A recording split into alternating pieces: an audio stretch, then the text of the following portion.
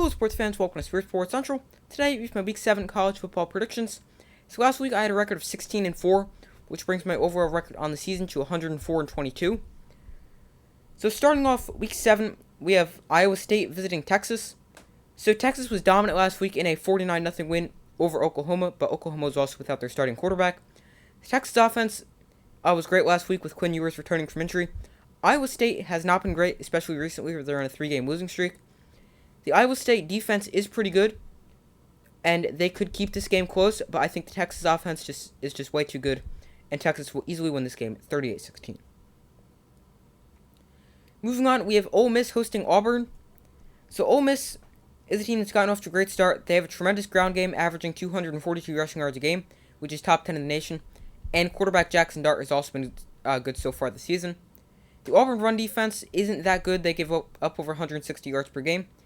And I have Ole Miss remaining undefeated, beating a not amazing Auburn team, winning by a score of 35-18. Moving on, we have Minnesota at Illinois. So these are the two best defenses in the nation going head-to-head. Both these teams are run-first teams with elite running backs. Minnesota averages 245 yards per game on the ground, which is led by superstar running back Mohamed Ibrahim, who is set to return from injury this week. And Illinois is led by Chase Brown. This will be a defensive battle, very low-scoring game with two phenomenal defenses. Minnesota's got the more complete offense because they also have good passing attack led by quarterback Tanner Morgan. I could see this game going either way, but I'm going to take Minnesota in the win here, 21-17. Moving on, we have Oklahoma hosting Kansas. So Kansas suffered their first loss last week against TCU. They also lost Heisman contending quarterback Jalen Daniels for the season due to a separated shoulder.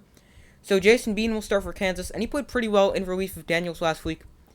He had Kansas with a chance to win in the final play. But Oklahoma is coming off a loss, and they've actually lost 3 in a row now. But quarterback Dylan Gabriel didn't play last week, and he's expected to play this week for the Sooners. Oklahoma's been terrible their last 3 games. In fact, they've allowed over 45 points a game in those 3 contests. But I think Oklahoma bounces back here as they defeat Kansas with Dylan Gabriel returning. And Oklahoma wins this one 34-24. Up next, we have Penn State visiting Michigan. So these are 2 undefeated Big Ten East opponents. Penn State has been good, but not great. They haven't really been tested. And Michigan is a very good team. Both teams want to run the ball. Both defenses are also pretty good. I think this one comes down to quarterback play. Michigan has the better quarterback, but more inexperienced quarterback in J.J. McCarthy. And Penn State's got the more experienced quarterback, Sean Clifford. The Michigan offense is still building chemistry with McCarthy at quarterback, but I do think Michigan will get the win here, 27-20.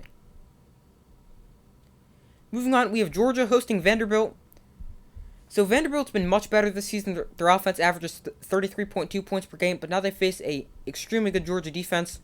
Georgia has been unimpressive recently, but they're coming off a dominant win over Auburn, and I still don't really expect this game to be close because, it's Vanderbilt. So Georgia will win this one 49-17. Up next, we have Syracuse hosting NC State. So NC State started off 4-0, but then they lost to Clemson, and they beat Florida State, but they lost quarterback Devin Leary to an injury where he hurt his throwing shoulder. So Leary is day-to-day, but the injury could also cost him up to 6 weeks. But if Devin Leary is out, backup Jack Chambers will play, and he was a Charleston Southern transfer. Syracuse has been good this season. In fact, they're undefeated with a great ground game led by Sean Tucker. But NC State has a good run defense. So I'm going to go with Syracuse because Devin Leary either won't play or won't be 100%. So I'm going to go Syracuse here, 24-20. Up next, we have a massive Big 12 showdown, and that is Oklahoma State at TCU. Both these teams are top 5 in points per game, and TCU is also top 5 in yards per game. TCU has the explosive big play ability, and it's going to take a great defensive showing from Oklahoma State to slow them down.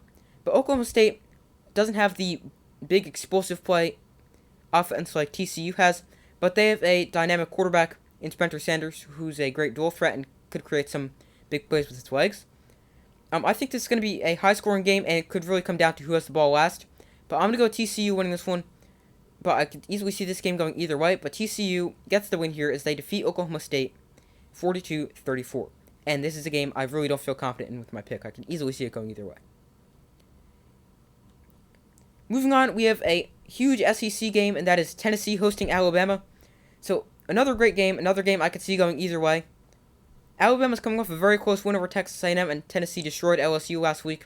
For me, this game relies on the status of Bryce Young, who missed last week's game against Texas A&M. Tennessee has an elite offense that could go score 40-plus on anyone. In fact, they're the second highest scoring offense in the country.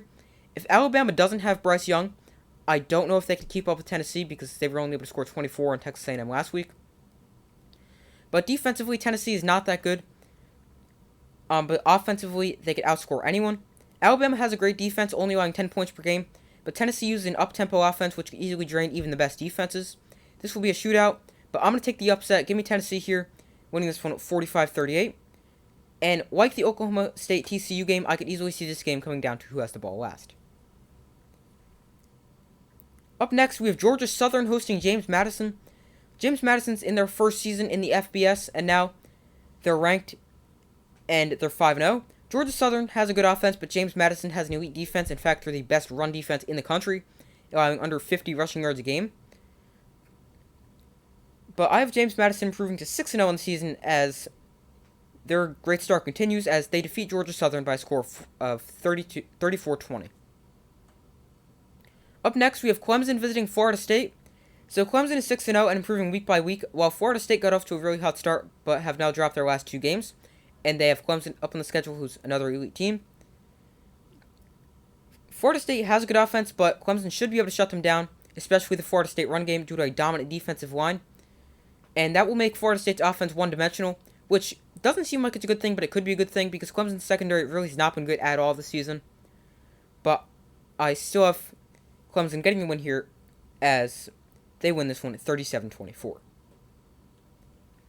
Moving on, we have another interesting SEC battle, and that is Kentucky hosting Mississippi State.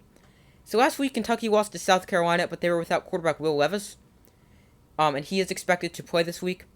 Mississippi State is led by another great quarterback, also named Will Rogers, who leads the nation in passing yards. Kentucky does have a good defense and a good pass defense, so I like their chances. In fact, Kentucky is actually yet to give up more than 24 points a game, or in a game this season. But I think they give up more than 24 here, but they're still able to get the win, as Kentucky comes out on top, 34-31. And the final game, we have a big Pac-12 game, and that is USC visiting Utah. So this is another tough game for Utah, as they're coming off to the other LA school in UCLA. USC is yet to lose a game, but they're facing a good defense, one of the best defenses they've faced so far. And they're also facing a good offense, and I have had concerns about their defense. Utah has been inconsistent, but we saw a playoff contender go to Utah last season and get destroyed in Oregon. And USC right now is looking like a playoff contender, so they might go to Utah and get destroyed. I don't think they're going to get destroyed, but I do have Utah getting the win here, as I have Utah winning this one by a final score of 38-35. So, those are my Week 7 college football predictions. Thank you guys for watching. Make sure to like, subscribe, comment, turn on notifications so you don't miss any other upcoming videos. Make sure to check out the community tab of my channel where you guys can vote on who you think wins some of this week's big games. Let me know in the comments if you agree, disagree, and why, as I'm sure we probably disagree on some because there's a ton of really tough games to predict this week. So thank you guys for watching. Make sure to like, subscribe, and comment. I do my best to post as often as possible, and I will see you in the next video.